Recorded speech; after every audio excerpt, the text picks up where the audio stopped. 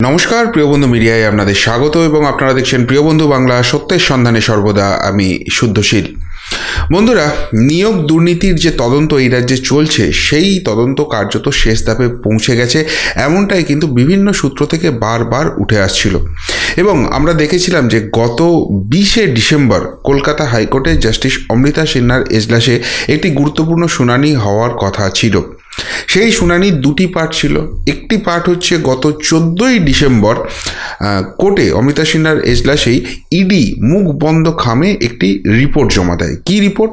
না, এই রাজ্যের এক প্রভাবশালীর যে সম্পত্তির খতিয়ান রয়েছে সেই সংক্রান্ত তথ্য তিনি জমা দেওয়ার পর সেটা অ্যানালিসিস করে ইডি যেটা বার করেছে তার একটা সংক্ষিপ্ত রিপোর্ট তারা জমা দেয়। এবং মনে করা হয়েছিল এই 20শে ডিসেম্বর যদি শুনানি হয় তাহলে কিন্তু সেই নিয়ে জাস্টিস অমৃতা সিনহা বড়সড় কোনো সিদ্ধান্ত নিতে পারেন, এমনকি সেই প্রভাবশালীর বিরুদ্ধে কড়া পদক্ষেপেরও ইঙ্গিত থাকতে পারে। অন্যদিকে সেই দিনই কিন্তু সিবিআইয়ের আরেকটি রিপোর্ট জমা দেওয়ার কথা ছিল এই নিয়োগ দুর্নীতি নিয়ে। কোন রিপোর্ট?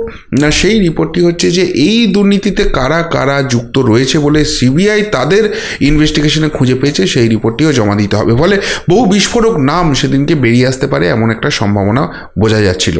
কিন্তু 20শে ডিসেম্বর জাস্টিস অমৃতা সিনহার এজলাসে সেই শুনানি হয়নি। কেন হয়নি? কেননা বোর্ড অর্থাৎ এসএসসি তারা কিন্তু চলে গিয়েছিল হায়ার বেঞ্চে এবং সেখানে গিয়ে জাস্টিস অমৃতা সিনহারই দেওয়া একটি রায়কে চ্যালেঞ্জ করে তারা মামলা করে।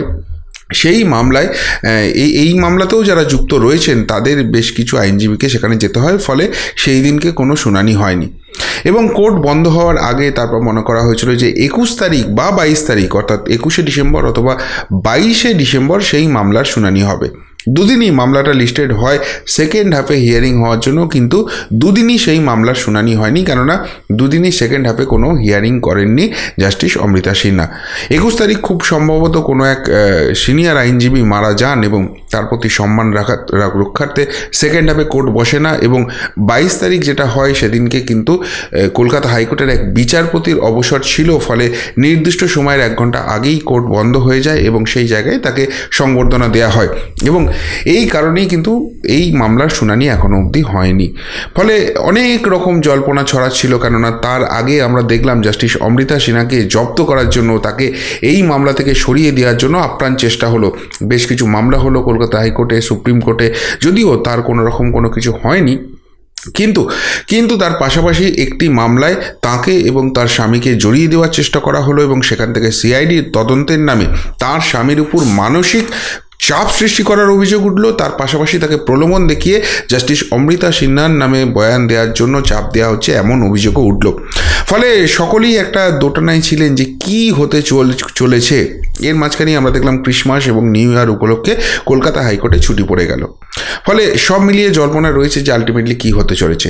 এরই মাঝখানে আজকে কলকাতার একটি চ্যানেল এবং সর্বভারতীয় ক্ষেত্রে একটি বড় নেটওয়ার্ক TV9 তারা কিন্তু একটি বিস্ফোরক রিপোর্ট সামনে নিয়ে এসছে।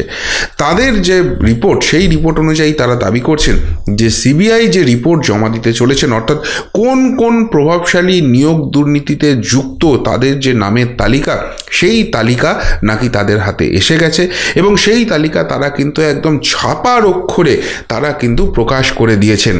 যদিও এই তালিকা কতখানি সত্য এবং এই তালিকা সত্যিই সিবিআইয়ের তালিকা না, কোন জায়গা থেকে তারা পেয়েছেন সেই সব কোনো কিছু লেখা নেই, আমরাও সেগুলো কিছু জানি না। কিন্তু যেহেতু TV9 বাংলার মতো একটা জনপ্রিয় টিভি চ্যানেল এবং সর্বভারতীয় খবরের ক্ষেত্রে একটা তারা কিন্তু বড় নেটওয়ার্ক হিসেবে গণ্য হয়, তাদের সোর্স কিন্তু অনেক সলিড।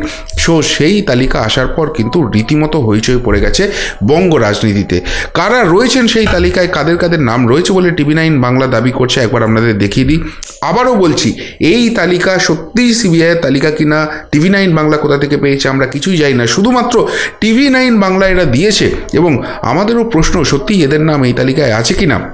এবং আপনারাও যদি কোনো রকম কোনো কিছু জানেন সেটা কমেন্ট করে জানাবেন। আমরা কিন্তু জানি না সত্যি এই তালিকা সিবিআইয়ের কিনা, কিন্তু যে তালিকা তারা সামনে নিয়ে এসছেন সেটা কিন্তু চমকে দেওয়ার মতো তালিকা। তবে একটা জিনিস এখানে খুব সিগনিফিক্যান্ট, এই তালিকার বেশিরভাগ নামই সেগুলো কিন্তু বারবার সিবিআই বা ইডি র্যাডারে উঠে এসছে, সেখানে গিয়ে কিন্তু তদন্ত হয়েছে। সেই তালিকায় যথারীতি প্রথমেই রয়েছেন জেলবন্দি প্রাক্তন মন্ত্রী পার্থ চট্টোপাধ্যায়। যদিও ধরা পড়ার সময় তিনি মন্ত্রী ছিলেন, তারপর তাকে মন্ত্রিসভা থেকে হটানো হয় যখন তার কচিখুকি বান্ধবীর ফ্ল্যাট থেকে কোটি টাকার পাহাড় উদ্ধার হয়। দ্বিতীয় নাম রয়েছেন আরেকজন জেলে থাকা বিধায়ক মানিক ভট্টাচার্য। তৃতীয় নাম রয়েছেন চন্দনা সিনহা এবং মন্ত্রী বলে উল্লেখ করা রয়েছে। যদিও চন্দনা সিনহা বলে কোনো মন্ত্রী এই রাজ্যের আছেন এমনটা আমার জানা নেই। কাছাকাছি এক মন্ত্রী, বীরভূমের মন্ত্রীর কথা আমরা জানি কাছাকাছি নামের, কিন্তু চন্দনা সিনহা ঠিক কাকে বোঝানো হয়েছে আমরা সেটা বুঝতে পারছি না। চতুর্থ নাম রয়েছে তাপস সাহা, বিধায়ক তেহট্ট। তাকে নিয়ে কিন্তু দলের অভ্যন্তরই প্রশ্ন উঠেছিল, এমনকি তাদের দলের সাধারণ সম্পাদক অভিষেক বন্দ্যোপাধ্যায়ের কাছে চিঠি গিয়েছিল। এবং তাপস সাহার পাশাপাশি তার ব্যক্তিগত সচিব প্রবীর কয়াল, তার নাম রয়েছে নাকি এই তালিকায়। আরেক অ্যারেস্টেড বিধায়ক জীবন কৃষ্ণ সাহা, তার নাম রয়েছে। জাফিকুল ইসলাম, যে বিধায়কের বাড়িতে, ডোমকলের বিধায়ক, তার বাড়িতে কিন্তু আমরা দেখেছি যে ইডি হানা হয়েছে এবং সেখান থেকে বেশ মোটা টাকা উদ্ধার হয়েছে, যদিও কোনো গ্রেপ্তারির ঘটনা ঘটেনি। সেই জাফিকুল ইসলামের নাম রয়েছে। কানাই মণ্ডল, বিধায়ক নবগ্রামের, তার নাম রয়েছে এই তালিকায়। নবকুমার সাহা, নবগ্রাম মুর্শিদাবাদ। জয়দীপ দাস, ব্যারাকপুর পুরপিতা, তার নাম রয়েছে। অমল আচার্য, প্রাক্তন বিধায়ক, তার নাম রয়েছে। এবং বাপ্পাদিত্য দাশগুপ্ত ও দেবরাজ চক্রবর্তী, দুই কাউন্সিলর, একজন কলকাতা মিউনিসিপ্যাল কর্পোরেশনের আর একজন বিধাননগর মিউনিসিপ্যাল কর্পোরেশনের, দুজন বিধায়ক যার বাড়িতেই কিন্তু সিবিআই ইডি হানা হয়েছিল এবং বারবার তাদেরকে ডেকে জেরা হয়েছে, সেই তাদের নামও নাকি এই প্রভাবশালী তালিকায় রয়েছে। একদম পরিষ্কার হেডলাইন করে দেওয়া রয়েছে, সিবিআইয়ের প্রভাবশালী তালিকায় কারা, সম্ভাব্য তালিকা। TV9 বাংলা এটা প্রকাশ করেছে, কিন্তু আবারও বলছি তারা সোর্স ডিসক্লোজ করেনি এবং এই তালিকা কতখানি অথেন্টিক আমরা জানি না। আমরা এটা শুধুমাত্র আপনাদের সামনে নিয়ে আসছি যে সত্যি বাস্তবের সঙ্গে এই তালিকার কোনো রকম মিল আছে কিনা বা এরা কোনো রকমভাবে নিয়োগ দুর্নীতিতে যুক্ত কিনা আপনারা কি মনে করছেন সেইটা আমরা জানার চেষ্টা করছি। এরপর এই তালিকা কিন্তু বেশ দীর্ঘ, মানে সিবিআই রিপোর্ট বলে যেটা দাবি করা হচ্ছে। এরপর একটা তারা নামের তালিকা বার করেছে যেখানে বলা হচ্ছে এজেন্টদের তালিকায় উল্লেখযোগ্য নাম, অর্থাৎ এজেন্ট হিসেবে, নিয়োগ দুর্নীতির এজেন্ট হিসেবে এদের নাম নাকি সিবিআইয়ের তালিকায় থাকতে চলেছে। দীপক জানা, কাঁথি মেদিনীপুর। ফিরোজ আনসারি, মালদা। ইমরান, মালদা। পলাশ মণ্ডল, এজেন্ট। বিভাস অধিকারী। রাকেশ সিং, নিউটাউন। মানে এখানে বিভাস অধিকারীর নামও এজেন্টের তালিকায় উল্লেখযোগ্য হিসেবে রয়েছে, নাকি এই পলাশ মণ্ডল আবার বিভাস অধিকারীর এজেন্ট ছিলেন সেই জায়গাটা কিন্তু এই তালিকা থেকে ক্লিয়ার হচ্ছে না। রাকেশ সিং, নিউটাউন। বেঞ্জামিন হেমব্রম, দিনাজপুর। তাপস মিশ্র, পূর্ব মেদিনীপুর। নিখিলেশ বেরা, মেচেদা। অরণ্যক আচার্য, পূর্ব মেদিনীপুর। কালীপদ পতি, পূর্ব মেদিনীপুর। অতনী গুছাইত, কোলাঘাট। অমিতাভ মণ্ডল, পূর্ব মেদিনীপুর। পিপুলউদ্দিন শেখ, মুর্শিদাবাদ। নবকুমার, কাঁথি। মৃণাল চক্রবর্তী, পূর্ব মেদিনীপুর। সংগ্রাম, মুর্শিদাবাদ। কামরুদ্দিন ওরফে কামু, মুর্শিদাবাদ। এবং সুদীপ গঙ্গোপাধ্যায়, দক্ষিণ দিনাজপুর। এদের মধ্যে বেশ কিছু নাম কিন্তু আমরা দেখেছি যাদেরকে সিবিআই বা ইডি জেরায় ডেকেছে, তদন্ত করছে। বেশ কিছু নাম আমরা বিরোধী দলনেতার মুখে শুনেছি, কিন্তু বাকি অনেক নামই কিন্তু এখানে নতুন রয়েছে এই তালিকায়। তবে একদম জায়গা ধরে ধরে সেগুলো মেনশন করা রয়েছে। এই সংশ্লিষ্ট ব্যক্তিদের আপনারা যদি চেনেন এবং আপনার এলাকার হন, সত্যি এজেন্ট হিসেবে এরা নিয়োগ দুর্নীতিতে কোনো কাজ করেছে বলে আপনাদের কাছে কোনো খবর যদি থাকে অবশ্যই সেটা কিন্তু কমেন্ট করে জানাবেন। এর পাশে তৃতীয় আরেকটি তালিকা তারা প্রকাশ করেছে, সেখানে বলা হচ্ছে সিবিআই তদন্তে তাপস মণ্ডলের এজেন্ট হিসেবে প্রাথমিক নিয়োগ দুর্নীতিতে যোগ খুঁজে পাওয়া নামগুলি হলো। অর্থাৎ আপনারা জানেন এই নিয়োগ দুর্নীতিতে কিন্তু তাপস মণ্ডল নামটা অত্যন্ত গুরুত্বপূর্ণ। তার সূত্র ধরেই কিন্তু কালীঘাটের কাকু ওরফে সুজয় কৃষ্ণ ভদ্র, তাকে পাওয়া গেছে এবং তার ভয়েস স্যাম্পল টেস্টিংয়ের জন্য কিন্তু অপেক্ষা করছে। সেটা নিয়েও একটা গুরুত্বপূর্ণ মুভ আছে, যেটা আমি আগেই আমার এক প্রতিবেদনে বলেছিলাম। যাই হোক, সেই তাপস মণ্ডলের যে এজেন্ট হিসেবে নাম পাওয়া যাচ্ছে হৃদয় সাহা, নবগ্রাম মুর্শিদাবাদ। অমিয় মাইতি, কাঁথি। মান্তু দাস মহাপাত্র, কোনো জায়গার নাম দেয়া নেই। পিরুলাল পারুই, উমাপাদ ভুইয়া, এদেরও দুজনের কোনো জায়গার নাম দেয়া নেই। নবকুমার সাহা, আরাধনা বাস সার্ভিস। নীলাদ্রি ঘোষ, জায়গার নাম দেয়া নেই। আরণ্যক আচার্য, খড়গপুর আদিবাসী কলেজ। সমীর চক্রবর্তী, মুর্শিদাবাদ।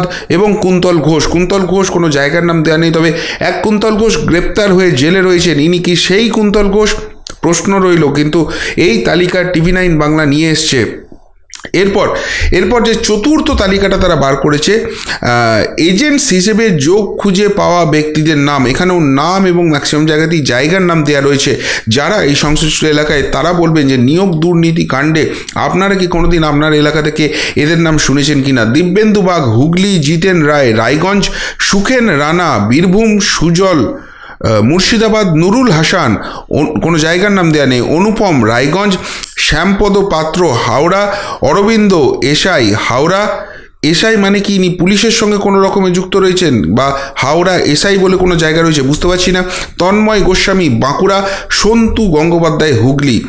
এই একটা দীর্ঘ তালিকা, 4টি তালিকা রয়েছে এবং সেই তালিকা TV9 বাংলা প্রকাশ করেছে, করে তারা যেটা দাবি করছে যে এদের নামই নাকি নিয়োগ দুর্নীতিতে রয়েছে। এবং সিবিআই যে তাদের রিপোর্ট তৈরি করছে, সেই রিপোর্ট যেটা কোর্ট খুললেই জানুয়ারি মাসের প্রথমেই খুব সম্ভবত 3 তারিখ কোর্ট খুলছে এবং সেই 3-4 তারিখ করেই কিন্তু সিবিআইয়ের হাত ধরে এই রিপোর্ট, এই তালিকা কিন্তু জাস্টিস অমৃতা সিনহার এজলাসে জমা পড়তে চলেছে। এবং যখন জমা পড়বে, একটা রিপোর্ট তো সিবিআই জমা পড়ার কথাই আছে, হিয়ারিংটা কবে হবে সেটার ক্লিয়ারিটি আমাদের কাছে নেই। এবং ইডির সেই রিপোর্ট জমা পড়েছে, সেই নিয়ে জাস্টিস অমৃতা সিনহার যে রায় বা যে অবজারভেশন, যে পরবর্তী নির্দেশ, সেই জন্য কিন্তু সারা বাংলা কার্যত অপেক্ষা করছে। কিন্তু এর মাঝখানেই সিবিআই রিপোর্ট বলে আজকে TV9 বাংলা যে তালিকা প্রকাশ করলো, এই দীর্ঘ তালিকা, সেটা কিন্তু যথেষ্ট চমকপ্রদ এবং এই নিয়ে কিন্তু ঝড় ওঠা কার্যত খুব স্বাভাবিক। এখনও তৃণমূল কংগ্রেসের তরফ থেকে এই নিয়ে কোনো রকম কোনো প্রতিক্রিয়া পাইনি আমরা।